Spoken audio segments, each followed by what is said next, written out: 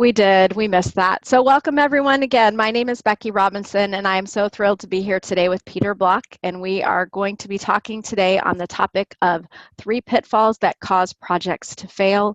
And if you do not know Peter, Peter is the founder of Designed Learning, a training company that's been offering flawless consulting training around the world for nearly 40 years. And Peter has also written a number of other books, including Stewardship, which I adored, and Community, which we are not here to talk about today, and the book that inspired the training, Flawless Consulting. So Peter, again, welcome. Thank you. Thanks, Becky. Thanks so glad. for joining. So glad to be here. So let's also give folks, I mentioned at the very beginning of the call that we're going to have a conversation here for maybe about 30 minutes, and then we are going to invite others to join in the conversation. So if you would like to join later on, about halfway through the call, we will open up cameras and microphones for you to be able to talk directly to Peter about the topics from Flawless Consulting and the specific topics of today. So that's going to be fun, right, Peter? Yep. All right, well, so as we dive in today, Peter, let's talk about these 3 pitfalls. What are 3 of the pitfalls that can get people stuck when they're trying to work with others in organizations? Let me create context for the pitfalls. And the context is for people trying to have an impact on the world. And you can make a distinction between wanting to be right and wanting to make a difference. Making a difference usually occurs in some kind of group organizational setting. So these ideas are people inside institutions or working with institutions. And even though there's core relationship, it's really more about how do I get people to act on what we talk about. But the hardest thing in life is acting on what you know. It's hard for me. It's why I go to yoga. It's why we go to therapy. It's why we talk to each other. This, though, is to say, how do you get other people to act, even on what we've agreed to? And so it's not persuasion. It's not overcoming resistance. It's saying, how do I build enough of a connection with you so the chances are increased that you're going to act on what comes out of our discussion? And that's what we've culled for this content. And that's why the Flawless book has worked, because it's countercultural in a way. It says that the more authentic you can be in a role-playing world, the more powerful you become.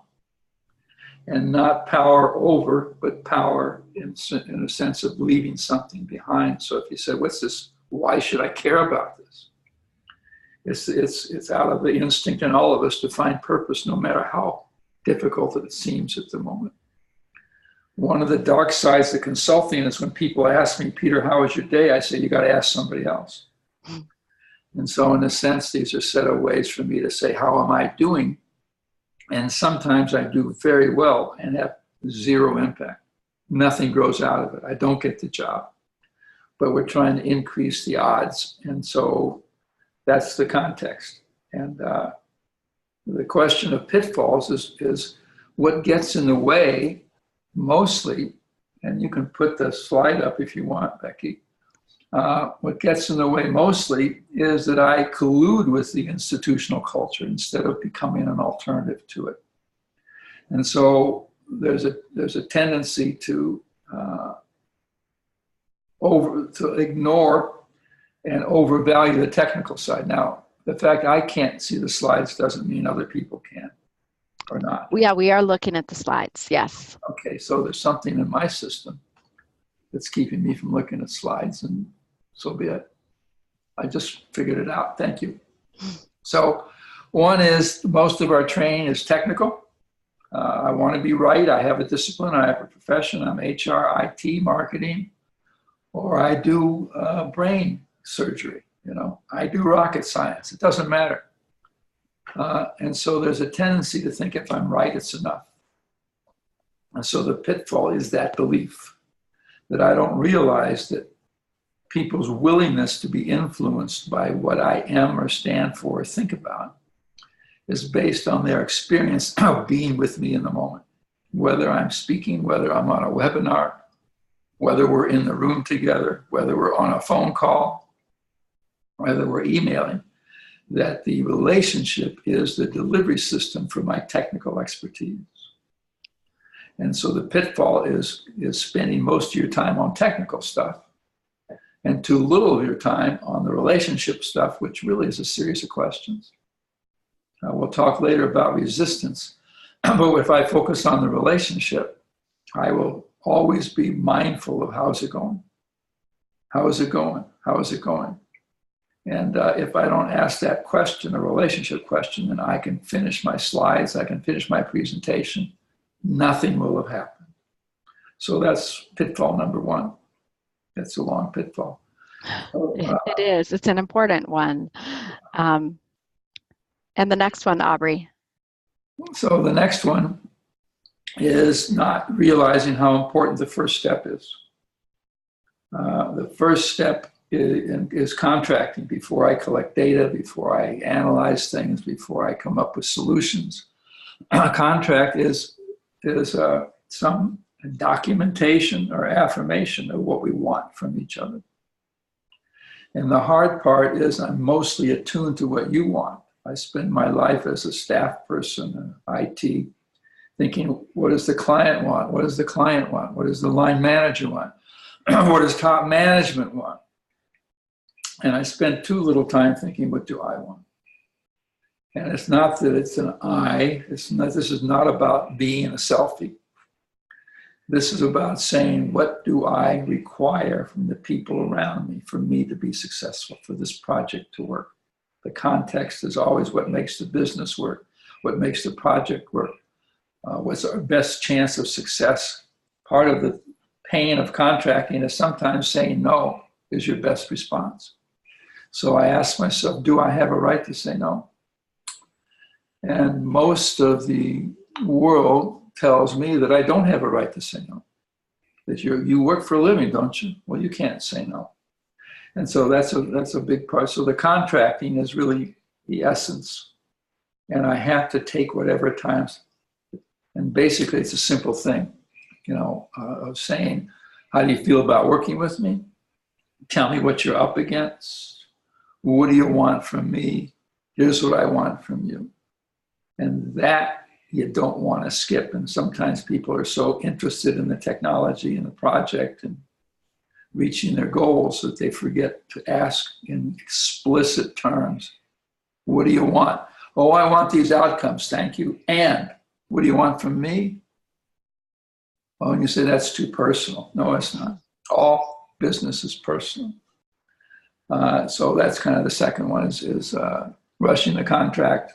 So it seems like, Peter, that pitfall comes in before you really even start. You're getting stuck if you don't take the time at the beginning, before the project even begins. Or the project begins as I'm anticipating walking in the room. Okay, and so you and I talking about how we're going to work together. What do we want from each other is the project. The technical stuff is an excuse for us to have this conversation. Again, the context here is not redesigning a factory. The context is having something produced as a result of our being together. Produced as a result of our working together. And I use this room to develop the way we're working together. Just like in this webinar, if I ever stop talking, we are going to invite people who came to listen to speak and join us and say, well, you can't, if this webinar wants to make a difference, the listening is what will be powerful. The speaking's got to be on point, and I have to show up. But the listening, and so it's some interaction between the speaking and the listening, and so the project has started as soon as I think about walking in the room. That's helpful. So how about this third pitfall, Peter?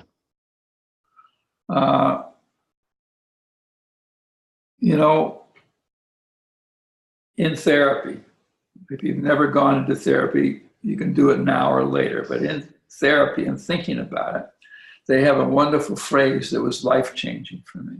Whether you're the therapist, the patient, the consultant, the client, call yourself what you want. They're just outfits. And that is, the work doesn't begin until resistance arises, until the world says, what the hell are you doing here? How long will it take? How much will it cost? Where have you done this elsewhere? What about, why is this taking so long? Why do you need to talk to 10 people instead of one? I want a turnkey operation. You know, I don't have time. I don't even have time for you. Wait a second, I'm busy. Oh, eye contact, what's that? So all those are forms of resistance, and they are the heart of the work. And so what I want to spend a good deal of time on is say, how do you think about people when they give you a hard time, especially during the day? What you do with your evenings, your personal relationships, that's a whole different zoo, okay? But we're here to get work done. We're here to create something. Then you have to say, well, how do I think about the world giving me a hard time? The question is it me that they're giving a hard time to? And so the pitfall is to overcome resistance. The pitfall, the mistake, is to explain yourself the third time. The pitfall is to believe that I have to justify that I have a right to be here and be powerful. And so that's the work of kind of influence without control, is not getting caught into think that argument works, that having 3 good reasons works. You need 3 good reasons, but never the third time. And it's very easy, because most of us are feeling we're in low power positions, to feel that I have to explain myself just one more time. And then we can talk about ways of knowing when you're not doing well. And one other pitfall is ignoring how I'm experiencing myself while I'm in the conversation. And I know by now, when I start repeating myself, which I'm probably doing right now, or when I raise my voice, or when I find myself getting irritated, which shows up I know that I've got to shift something, because all of a sudden I'm caught, I'm stuck, I'm trapped. And so that's kind of the overview, if any of that makes any sense. No, that's really helpful, Peter. And I know that we wanted to pause at about this point in the call and ask our attendees a question and get their answers in the chat related to, are you getting what you came for? Okay. And ask them to respond to us. Yes, please. So we would love to know, are you getting what you came for? How are we doing? Yeah. So that becomes a step. So most of the time, just to encourage it even farther, I wait till the end of the meeting to say, how did it go? So what I would hope for is that we learn never to wait till the end of the meeting to ask how it's going, because I have no time to recover. And so to me, halfway through, we're 15 minutes into it, people already have an experience. Is this what I came for? What would be useful? I need to know that, so I know how to spend the next 15 minutes. And so I can look at some of that on the chat, can I? You sure can. And I'm seeing a lot of, yes, good stuff, keep going, let's go deeper. This is reaching where I am right now. Only one person who's maybe not following totally. What did they say? Anything? I am not totally following is what I see. Okay, thank you. Only one of those. Lots of other yeses, and makes great sense so far. So let me just encourage everybody to just write down what's not making sense, because, and that's part of the content. That's part of the purpose of this webinar, is to treat my connection with other people, all right, as something that's organic. If I'm not surprised, I wasted my time. And so you want to be surprised. People do enormous preparation for their work, and most of that is just anxiety management. And so for years, I still do sometimes prepare, think about it. But all that did was get me to the door. Once I'm in the door, then I got to look around and say, what's going on in here? And even use that language. When I'm stuck, the most useful thing I can do is say, what's going on in here? And say it out loud. I don't have to figure out what's going on in the world. I just got to ask the question. So let's keep going with it. For sure. So Peter, let's dive into the first pitfall and talk a little bit about why it's so difficult in today's world to value the relationship. So the first pitfall is we value the technical more than the relationship. And why is that? Well, we live in a world that's has certain qualities to it. One is speed. Everything, there's no time for anything. Another is it's virtual world. And so the virtual world is always fragile. The electronic connection is always fragile. And we just are very outcome oriented, especially in the United States. You know, it's like if you don't leave a meeting with a list, what did you go to a meeting for? And so there's all this energy around quick and specific and concrete and where did it work, all of which doesn't build relationships. It's useful content, but we treat the relationship as friction. Okay, I'm involved with a .com company, and they want every interaction between people to be frictionless. And at first I thought they meant no conflict. That's not what they mean. They want everything to be as virtual, electronic, automated as inhumanly possible. And so we have substituted electronics, all the technology in a sense for the agony and smell and sight of relationship, of being in the room, being in contact. And so to say I'm here and the relationship dictates my future, it's a very radical act. And so what we do with the consulting skills is try to make explicit and accessible how you can be technically engaged and relationally engaged at the same time. And it's got nothing to do with your Myers-Briggs score. It's got nothing to do with my style, my personality. Am I an introvert, an extrovert? Am I relationship minded? We all have a story that the world has given us. Oh, Peter, you're very abstract. I asked this wise woman, I said, what's going to get me in the end? Okay, this is 40 years ago. Where's my vulnerability? And she said, your knees. And I said, why? She said, well, you're so abstract. You live in your head. You don't even know you have a body. And after a while, your knees are going to be so ignored, they'll be tired of holding you up. So we all have a little story, but ignore it. It doesn't matter. What matters is my paying attention and my saying the relationship counts. Okay. So Peter, why are we in such a hurry? I think we're anxious. I think we're nervous. I think we become our tools. And in a world that wants to automate, wants to scrub everything, wants to fail fast. It took me years to get used to failing, and now I have to do it more often. Okay, this is the culture. The culture is dominated by the industrial, commercial mindset about how to do business. And so I become my tool. Speed matters to me. I've internalized that. And so I've decided that somehow my value is dependent on my pace. And so what I do is I sacrifice depth. And so to me, the real cost, you say, well, I'm going to do this consulting. I'm having an impact. The relationship counts. I want you to act on my recommendations. If I do that in a hurry, it's less likely to happen. And so you say, how do I slow it down? So I slow it down with questions. How's it going? You getting what you came for? Is this making any sense to you? What's your contribution to the problem? Mostly people come and so I just have to realize that I have all the time in the world, even if it's 4 minutes. How long does it take to quit smoking? Well, I spent 25 years making up my mind, and it took me an instant. So I have to give time and depth to the world if I want to be powerful. I can't be powerful and fast at the same time. And if people are in a hurry, I treat that as a form of resistance. I never take it as face value. None of us is in a hurry.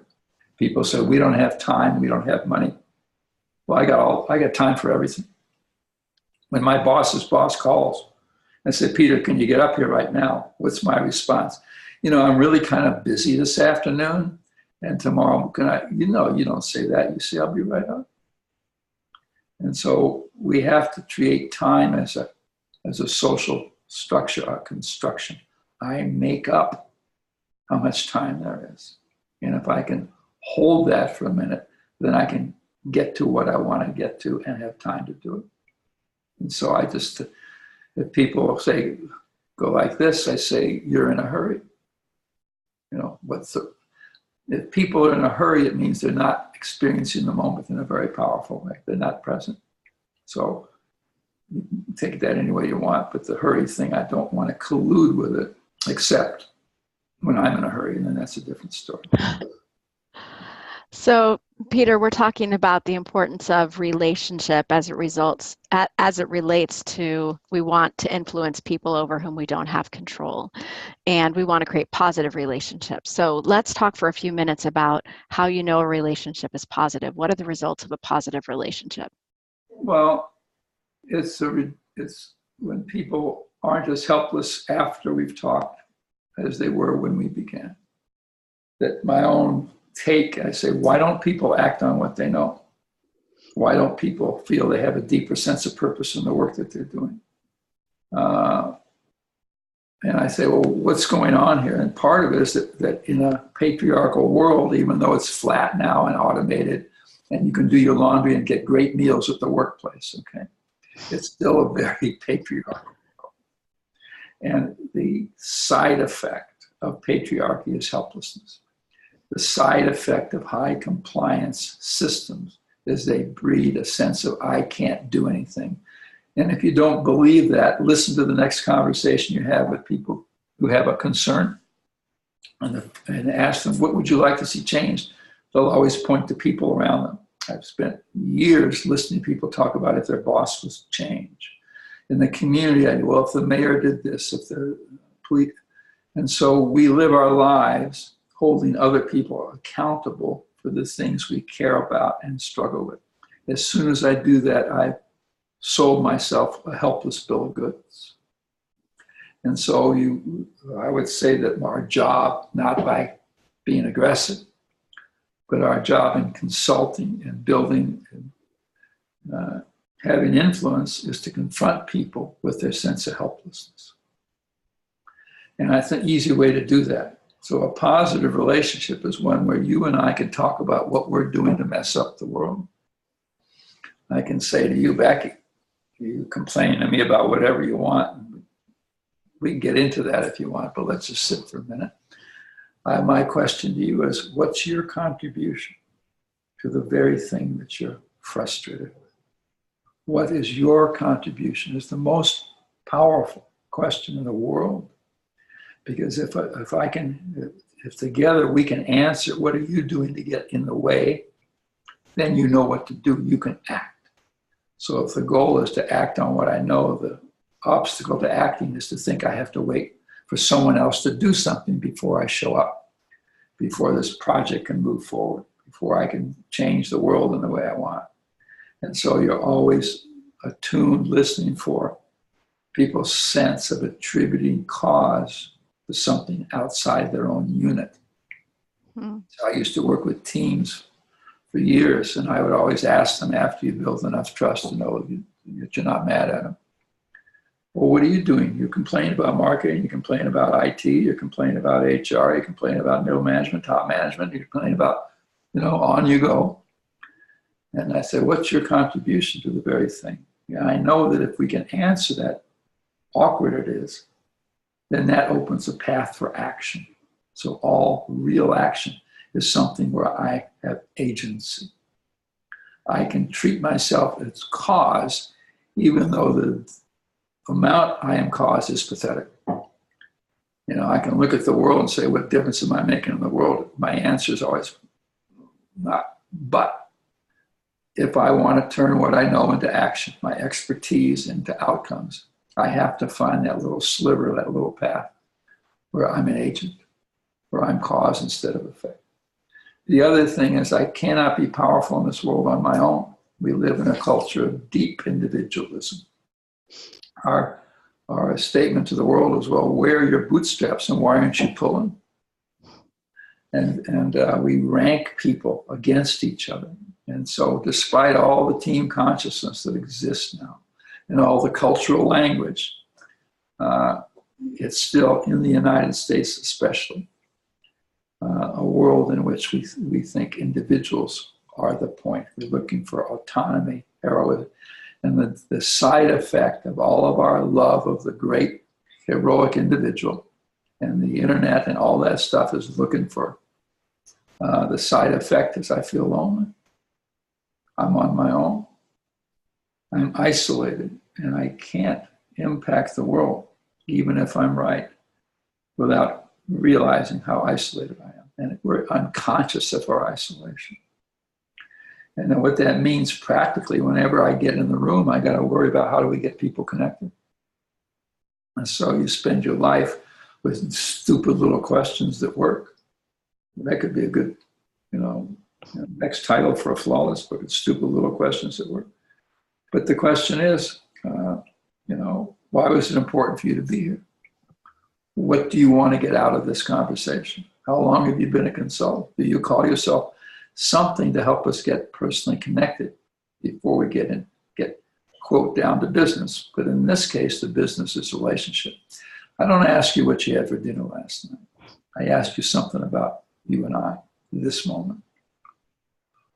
And so the isolation, helplessness, that once I get it in my mind, I'm there to, then I can find ways to do it with questions, statements. The room arrangement expresses our isolation when people lined up in rows. There's no more lonelier place than church on Sunday morning. Because once you sit down, you don't see anything but the backs of other people's heads. And so you begin to get conscious about space to overcome isolation. Space. So that's talk. That's helpful. And I know that one of the things that we wanted to draw out now is the importance of depth. So let's talk for a moment about that. We went there a bit before about how fast our culture moves. Is the capacity to be appropriately intimate. All right, to be able to talk about what's happening in the present in an appropriate way. It's not getting over personal. The world is not interested in how I'm feeling. Okay, it's really not. And I'm not that interested anymore. But I am interested in how is this working. So open-ended questions with a personal, ambiguous nature take us deep. Are you getting what you came for? We could ask that again. Now, are you getting what you came for? What do you want from me in this webinar? These are questions that take us deeper. And if we get deeper, then when we talk about actions, it'll take us 5 minutes. The reason, go ahead. I was going to say, I think what's powerful about this experience, Peter, is that you're demonstrating all the qualities that folks will learn as they dig deeper into flawless consulting and the approaches. So all the things that you're doing in the course of this conversation are the things that you would do in that internal consulting relationship. That's the intent, and that's trying to humanize this medium. And we'll get some people that I want to talk to soon. Very soon. I think first we're going to talk about this pitfall of resistance. Okay. So what is resistance, and what forms does it take, and what gets us stuck? Well, resistance is my being controlled by my fear of losing control and being vulnerable. Resistance is not born of disagreement. If people honestly disagree with me, okay, I was in a meeting this morning, community meeting, and I know some people in that room deep down really do not agree with what I showed up for. That's not resistance, that's just disagreement. They have a view of the world that's different than mine. Resistance is when you feel frozen in the conversation. Resistance is when you feel there's something going on that's not being handled by the language and speaking that we're doing now. And so when people change the subject, when they lose eye contact, when they get angry with me, they get irritated with me, when they become impatient, when they abstract things so I don't know what they're talking about. So resistance is the indirect expression of an underlying concern. If I ever got that sentence, my life would change. that when I'm faced with people in all kinds of settings, Uber drivers included, okay, wherever you are, when things aren't functioning, when they're not moving, when I and others are repeating themselves, it's an indirect expression of an underlying concern. Once I get that, then I know what to do. Always. I try to find out what their underlying concern is. And 63.7% of the time, okay, once in a while, if I get people to say, what are you really worried about? You know, you keep changing the subject, you keep repeating yourself, silence, eye contact. And that creates space for them to say, well, I'm losing control. This wasn't my idea in the first place. And whenever people tell me what's closer to what's really going on, a deeper expression, I stay with it. This wasn't your idea, so you really don't want to do this, do you? And they say, to be honest. Of course, when people say to be honest, they're usually not, but to be honest, I don't want to do this project. And when people get close to the core of what their stance is, I say thank you. So the conclusion there is the presenting problem is never the real problem. It's never the real issue.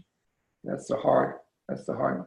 When people say, I've got a problem with those people, I know they're telling me the truth, but I know that our conversation has to take us somewhere. And the place it's going to take us is to redefine the problem in an actionable way.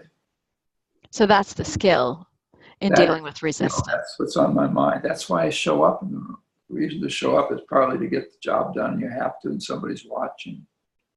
But I know to move things forward, to work and be powerful, we've got to redefine the problem in a more actionable way, meaning this person who I'm talking to, and me too in my life, have to say, what am I doing? How am I a player here? Some people describe the world as if they're audience. And there's no such thing as audience. Even when I went to a bar once, and the entertainers said, we're the Southern County Rounders. And I thought, good, they play music. And they looked and they said, and you're the audience. And I went, oh no, I've got a job to do. So even when people think they're audience and they're describing the world and the bosses and how crazy it is and the digital thing and the company and the uncertain market and the Neil DeFeo, all of that description puts them in the audience creates the performance. This is the inversion. The listening creates the speaking. And once I get that, then it opens up a little, then you find your own style to deal with it. I tend to be too aggressive, too pushy, whatever, but style doesn't matter. Okay, Myers-Briggs doesn't matter. It's a great way to start a conversation. And so I say, well, what are you really concerned about? Or I name what I see happening. Or I say, if you had your own choice here, and when people give me a response of not good, I thank them for that. Tell me more. Mm-hmm. The more I explore my doubts and reservations, the less they control me. So the more I talk about feeling vulnerable, the more I talk about how hard it is to do the electronic, because luckily I get to interact with you, Becky, but there's a few hundred people out there. I have no idea. And so that's the hard part of doing this. Now, once I can get that, then, now we find ways to deal with that. And so what you're really helping people to do is to name their underlying concerns. And when they name it, you support them, say, thank you for saying that. And they say, what are you going to do about it? You're the consultant. Don't just sit there with a smile on your face. And I say, good question. So now is the time that we're going to invite some of our attendees to join the conversation, and the listening becomes the speaking. So you can use the hand raise functionality to let me know that you'd like to either unmute your microphone to speak directly to Peter, or that you'd like to come on camera. So I'm looking for folks to use that hand raise function, and once you've done so, I will invite you on screen or on voice with us to talk directly with Peter about the topics from Flawless Consulting. And I see one, and I'll bring you on. What we'd like to do is bring on 3 people at a time. And then what we'll do is we'll allow each of you to make a comment or ask a question. And then when all 3 of you have had the chance to speak, then Peter will interact. We would ask that people would keep their comments brief so we have time to bring as many folks on as we are able to do. And we appreciate your respectfulness with that. Not that we're in a hurry, but we want to be able to give as many people voice as we are able to do. So I have 2 folks ready to come on. I will go ahead and bring on Aaron, and I'm going to bring on John. And let's see. Let me read something while you're doing that, can I? Yes, please. This is Ben Wolf. He says to all panelists, he says, I'm getting what I came for by resisting calling myself a consultant. I often look in disingenuous, faking expertise, selling canned answers, OD faddism, organization, avoid all those concerns Ben has. There's everybody's concerns. That's why it's so hard to be authentic in a role-playing world.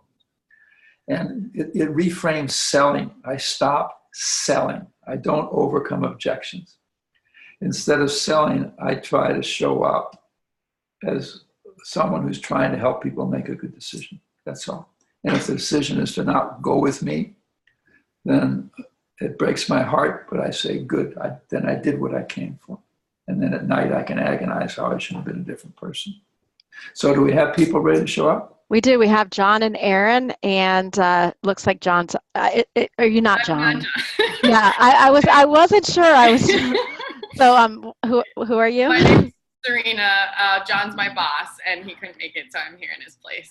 Got it. Okay, Serena. So we're going to talk to Serena. And pro tip: next time, if you like, you can change your name on Zoom. Thank you. Sure.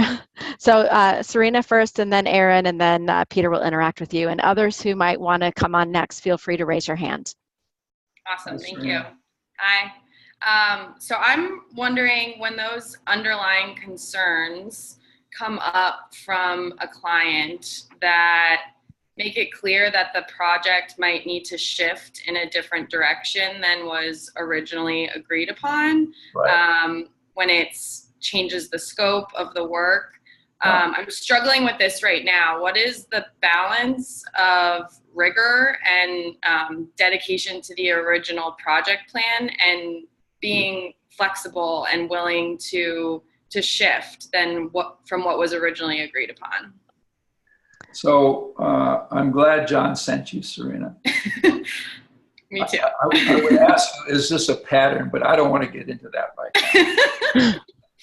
I'll tell him you said that.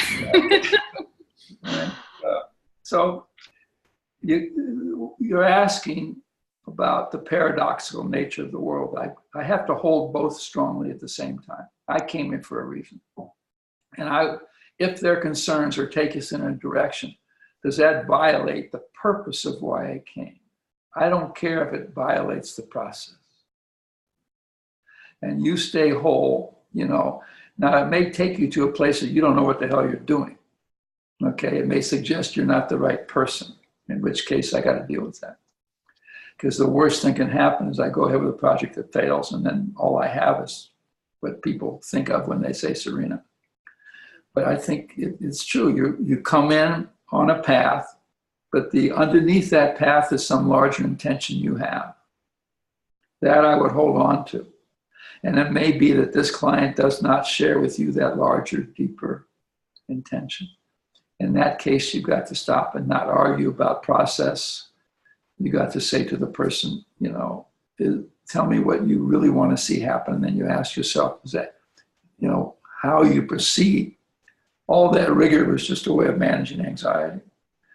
Theirs, okay, not just mine, because people want to know where we're headed. I remember working with a group once, and I thought they were controlling and rigid and everything. And then it dawned on me, they just want to know what we're doing at 2:00 this afternoon. And so and I said, 2:00 this afternoon, we're all going to lie down, stare at the ceiling, and do some 1960s yoga. And they said, okay, we just want to know what we're going to do at 2:00 this afternoon. Holy shit, I thought that, so it gave me enormous space. This responding to you, Serena? Yes. Cool. Okay, thanks. Come up to Aaron, join us on mute. Hey, can you hear me? Barely. Is it faint? Yes, just keep going. Okay. We'll act as if we can hear you. So I've been doing finished carpentry project management for about 6 years. It has a lot of similarities to these principles. I read The Answer to How is Yes near the beginning of that time, and it blew my mind. Wow. And so I'm now in a position where I'm going to be moving into coaching a team of guys who are doing this. And I guess to put it briefly, I've realized the importance of being just relentlessly authentic and hopeful and honest as projects progress, because people start to get nervous and cagey with information. Yeah. And all of these things are detrimental, and you have to kind of Coax. continually push through that. So that's been clicking for me, but now I need to help that click for others. That's a beautiful statement. And you're doing something really concrete. The only, watch for what irritates you. Okay? And then find and figure out because no matter how they behave, they don't deserve your anger. Unless, and so I would the way you're thinking about it is beautiful. Now, you're really going to learn. You'll have to think about what you know. You're going to have to find language about what you knew intuitively. You know how to project manage construction or cabinet, whatever you were doing. Now you're going to have to find your own language to help them see what they're doing. So I would say you're a reflection device. And the only thing that'll get in your way is that you know too much. And you'll get impatient with these assholes. Okay? And why can't they get it? I'm being so clear. And so whenever you feel that come up in you, say, excuse me, I've got to leave the room. I'll be back in a minute. But the way you're thinking about it's beautiful that you're willing to take this on, because you are both a craftsman and a teacher and an organizer. And all the other words you describe make total sense to me. And I have to coax them. I have to, help them, help see what they're doing. And you'll find you were much happier when you were doing than when you're helping other people doing, because you had more control over your days. I was afraid of that. I know, but and warning you doesn't help at all. But it's a greater good. It's a larger purpose. You've learned something. You've learned how to do something and be authentic in the doing of it. And that's a gift the world needs. Serena, any thoughts you have about what Aaron's talking about? What did you appreciate about what he said? I appreciate the process of learning something and then sharing it with others, and all of the challenges that come along with that sharing. And I really liked what you said, Peter, the phrase reflection device really resonated with me. I think that might be one I have to use again, because I think it separates me from the knowledge that I've had and the ego that comes along with that. And what comes up for me is more so that I'm a vessel for that information, rather than it being attached to my intelligence or how capable I am. You beautiful. Got that, Aaron? Great. So thanks. It says just a final statement for both of you. You're going to act as if you're enough. Am I enough? No. But when I'm with you in this all moments, I'm going to act as if I am, so that my doubts don't get in our way. I got him. 6 p.m. tonight, flooded by him. and then let's take, but anyway, you guys had the courage and the care and the generosity to show up first. So thank you so much for that. Thank Really. you. Thank you, Peter. We appreciate you. I'm going to kick you off. It'll take you a moment to come back on as an attendee, and then I have 2 other folks who are waiting, so thank you. Thank you. It's just going to take a couple button clicks, and we have all the time in the world. And we have Stephen and Deborah who are going to be promoted to panelists joining us in just a moment. Welcome, Stephen. Hi, Stephen. I recognize your name. Hold on. Looks like I got Aaron back. Hold on 1 second. He's hard to let go of. And Deborah, if you wanted to come, you should be joining us as a panelist. Okay, I think everyone's here who should be here, Deb and Stephen and Abdi. And again, we'll open up microphones and keep your comments brief so we can get to more folks. And thank you for taking the time to talk with us. Steve, do you want to go first? You need to unmute. Unmute. Lower left. If you are able. Deb. How about me? Deb and Steve are both unmuted. Okay. Deb, do you want to go first? Why don't you both go first? I'll go first if you Good. want. Yeah. First of all, Peter, I want to thank you for changing my entire career. I read your hardcover green book about 30 years ago and chose the career I'm in because of it. Really? The 2 things I drew from that lead to my question. The first is I changed almost completely out of technology and things and into people and results. And that started with taking a relationship focus. That was in my first job interview as a consultant. I emphasize that, and that's how I got hired. And it's because of what I read in your book. The second is I realized the value of staying engaged with people at human level.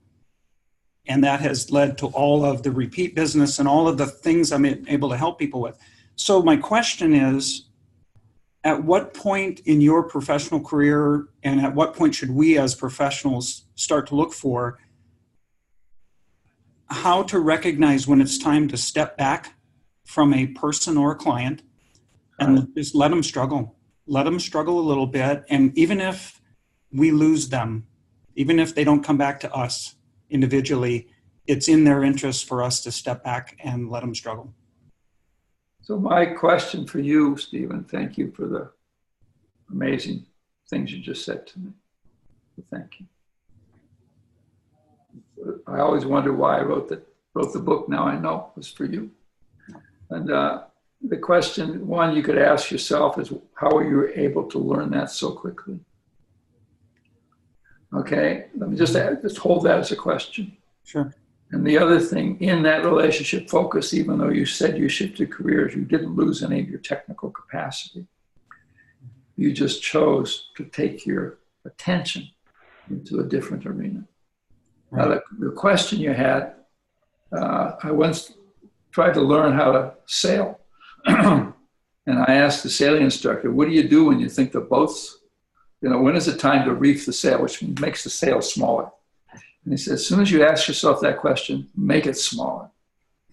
So the fact that you have enough groundedness to say, is this right? Will something good come out of this? And it's never, how do I feel? It's will something, then you got to pay attention to that. And then make that the subject of conversation.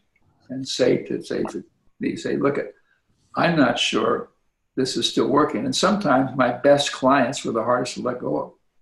Yeah. Because we loved each other or liked each other. And we kept cooking up projects. Those were horrible. Yeah. All right. You just brought back some bad memories. You're welcome. And I'll switch to you, Deb, in a second. But, another way to frame it is, can't we just be friends? Yeah. But I think you have the consciousness to know that I'm here to make something work and work for that other human being. And if it's not working for them, all I'm here for is to make a living. Mm-hmm. And every time I've shown up just to make a living, which I've done a lot of, I just didn't do very good work. Yeah. Yeah. Anyway, let's listen to Deb, and then I'll have you respond to her so I don't have to work so damn hard. Deb, thank you. Thank you. Yeah, hi, Deb. Thank you. Say something. It's breaking Yeah, up. we have really degraded audio quality. So it may be that your internet connection isn't fast enough.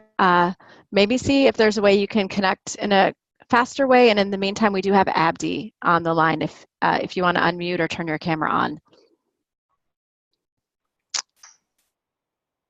Hello? Welcome.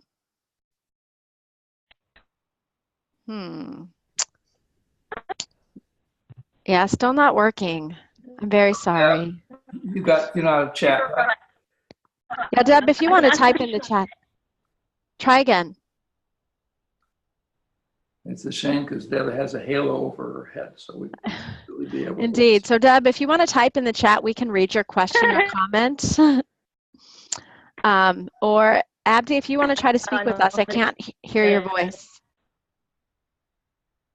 Okay, let's keep moving. Let's keep moving. I'm so sorry. So if there are other folks on the line who would like to come on camera, Steve, anything you want to say before we send you back? Nope, I'm good. Thank you so much for the opportunity. Yeah. Thanks, Steve. Enjoyed having you. And I'm so sorry, Deb, that did not work out. So if there are any others on the line who would like to raise their hands and join to speak, I see one. Let's do one more because we're yes. the hour. Okay. I'm not quite sure how to say your name, Moeen. If you want to unmute or turn on your camera and speak to us, and I'm going to bring someone else just in case this doesn't work. We also have Damon. Welcome, Damon. Hi, Damon. And Moeen, if you are able to unmute or turn your camera on, we'll start with Damon. Thank you so much, Peter and Becky. I've been an internal consultant inside my organization for 18 years, and it's a nonprofit. And I've been in the process of transitioning out due to financial cuts. And so I'm at a point of evaluation because I've been a generalist in a sense, guiding teams, helping create healthy teams, not necessarily from positional authority, but almost entirely through influence and bringing people together. I'm wrestling with this question of, do I step into the consulting space in a formal way? Do I find another organization that would allow me to step into a leadership strategy, internal consulting role?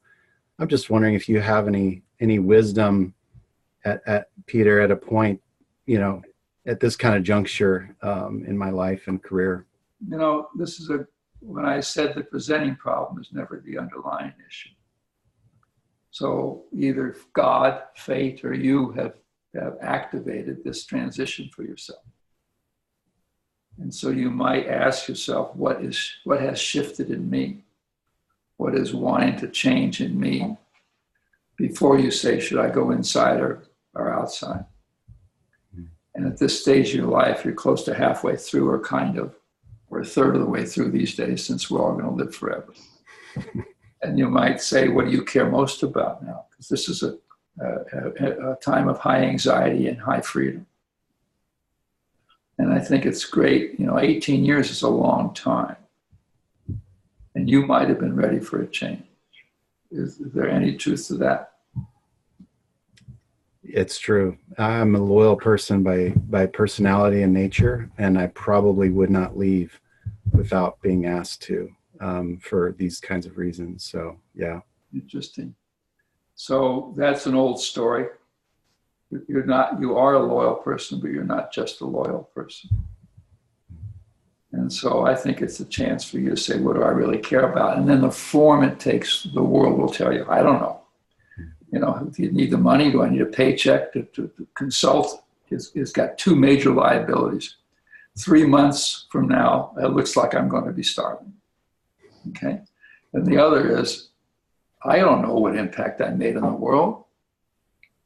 you know, where when you're managing something as an internal, so can you live without, you know, it'll be hard for you to live with 4 close relationships instead of 1. But maybe that's what's shifting for you. Mm. And the other thing is you're an extremely honest human being. Damon. You say so simply and so quickly, I'm a loyal person and it kept me there too long. And so that's powerful. And just the fact that you would come on this at this moment, you know, and be vulnerable in this way, those are huge signs of strength. And I would keep the question of one of purpose, one of renaming who you are, what you are. You're not just loyal, you're also powerful. And then how you make a living, that's a crapshoot. You know, it's just a crap. Where are you now? In your basement? I am, yes. I like that room. You're an uncluttered human being if looking at your room is any evidence. Any thoughts, Damon, about what I said? Thank you. Yeah, I think much of this is I'm still in the stage of looking inward, and Beautiful. Finding the who I am, who God made me to be, and how He's wired me, and apart from the organization that I've dedicated much of my life to. So, As was it a church?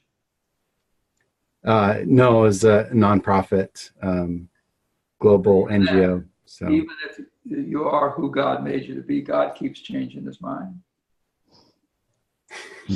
All right, so then that's a God you can relate to. Yeah. Anyway, thank you so much. Thank you. So, and I am watching that we're out of time. Thank you, Damon. Aubrey, if we can see our slides quickly. Damon, I'm going to send you back to an attendee. And I just want to flag that Steve had a very generous offer to talk to you, Damon, about your transition. So if the two of you would like, go ahead and use the chat to share your email addresses if you're comfortable doing so. So we need to wrap up this hour. It's been a phenomenal conversation, Peter. Thank you. And what we would love is for you to take action on the ideas that we discussed today. And once you have taken action on the ideas, we would love for you to continue the conversation with Design Learning. You can find out more at designlearning.com. And here on the contact side, we do have Pat Smith, who's the CEO of Design Learning, his email address and phone number. We will be sharing today's recording and these slides with you, so you'll have that contact information later. So thank you to everyone for joining today. And Peter, thank you for sharing your wisdom with those who have attended today. Thank you very much. Thanks for everybody for coming, and just let us know if there's questions. We want to know what they are, because the questions are more powerful than the answers. Anyway, thank you, Becky. Yes, and this last slide does have our social media channel. So if you would like to connect further, that is one way that you can find us at Design Learning. So thanks again, and have a great rest of your Thursday.